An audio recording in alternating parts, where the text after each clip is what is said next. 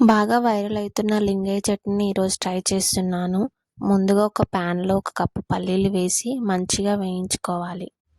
అవి వేగాక కొద్దిగా ఆయిల్ వేసి అందులో కొన్ని వెల్లుల్లి రెబ్బలు వేసుకొని వేయించుకోవాలి.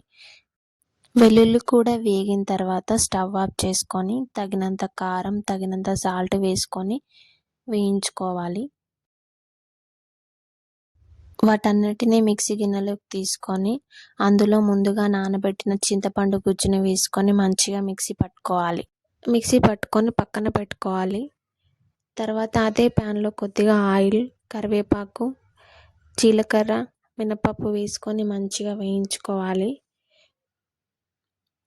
అవి వేగాక ముందుగా మనం మిక్సీ పట్టుకున్న చట్నీలోకి కలిపేయాలి.